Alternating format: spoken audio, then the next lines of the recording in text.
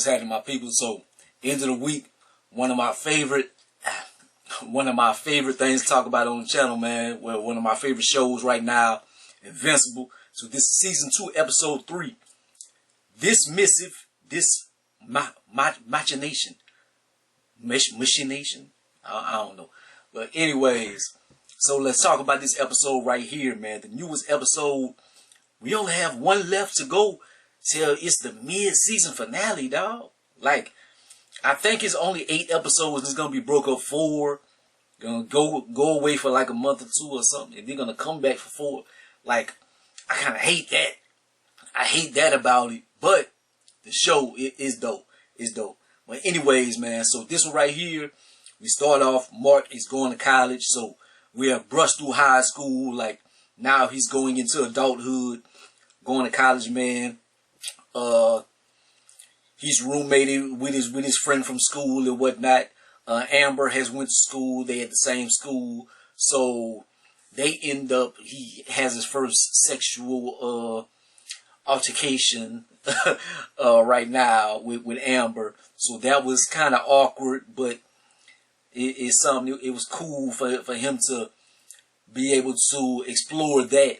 Because, like, being a superhero and stuff, man, you don't know if you're going to have super sperm or you're going to crush somebody or something like that. Like, he has to worry about other things. Like, his blood pressure start going high, he lose control or something. You never know. So, it was good for him to get that out of his system and just explore that realm of humanity, his human side. Then it shifts to a whole nother story, man. Like, this one was rather awkward. Because it was like, well, the narrator was like, well, they're having sex, so we're going to pivot to another storyline. And we get to see the Unopans, I think there's Unopans and Viltrumites. And we see the story of them, and like the Viltrumites, they are trying to conquer everywhere and stuff. So the Unopans, that's a people that they have defeated.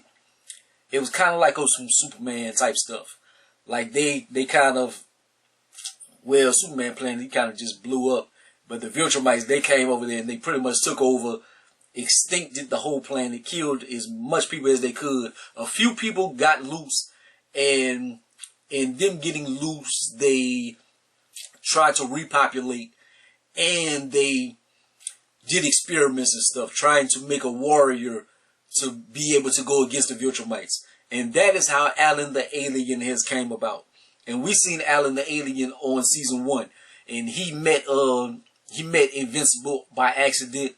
And he found out that Invincible was half Viltrumite and stuff whenever he was looking for people to help and whatnot. But anyways, so he was made to be a character to be able to fight the Viltrumites, but he is strong. Like in the comic books, like Alan the Alien can hold his own, but the Viltrumites are like they just another level. So he's not quite there, but in his wrong turn, he did find Invincible. And in that, he's like an officer for the coalition for planets and stuff like that.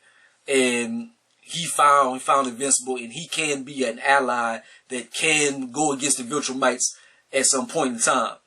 And when you see the meeting with the coalition, like somebody in the background that they didn't do anything in the episode, you just seen them.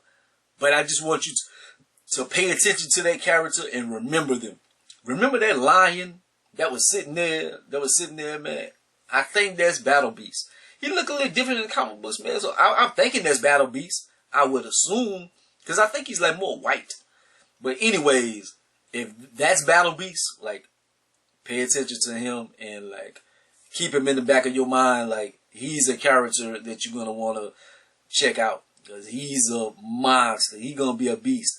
Alan the Alien, we still at his storyline, man. Like, he's courting a young alien lady and stuff like that. That's who he's in love with. Viltrumites pop up on the scene, and they want to know where Omni-Man and what happened to their situation, and did he leave the planet and whatnot. Alan the alien doesn't want to tell him anything. They beat the hell out of him. Like, it looked like some Dragon Ball Z jumping type stuff. It's like if Beerus, Goku, and Vegeta jumped on Piccolo. Like, it was terrible. Like, they beat the hell out of him. They knocked his eyeball out, cut his arm off and stuff. Amazingly, he survived. And there is a mole in their civilization or whatever. And while he's on life support, we find out that the mole is like the old man. And he turns the life support off. Well, I'm assuming that he's still gonna live because he lives in the comic books. But this piece of the storyline is over. So we're back to regular humanity and stuff. And we see the Guardians. They having petty drama. They got Rex. And he's mad at the multiplying girl because she's messing with the Immortal or whatever his name is. So they got their little drama going on. Debbie, she's dealing with her little thing. She's going to a support meeting for like deceased superheroes and stuff like that. Like at first I thought it was gonna be like some AA meetings or something because they haven't really introduced that yet. But it's gonna be something. I'm assuming they're gonna do it soon. Like she has bad alcohol problem in the comic book, so I don't know if they're gonna go that dark. Maybe they will, maybe they won't. But I'm kind of waiting on the alcoholism to start. But they might not do that. Anyways, we go to Mark. He's back in his dorm room and stuff. He had his sex. He came back to the room. He thought that his roommate was having sex. The sock was on the door, but the dude just forgot the sock on there. So that was like the bat signal of I'm having sex. So he thought the homeboy was having sex all night. He just forgot the sock on the door. But anyways, so they sleeping. Seance dog shows up. And so that's one of Mark's childhood heroes. Like, it's a comic book hero. And he knows that it's fake.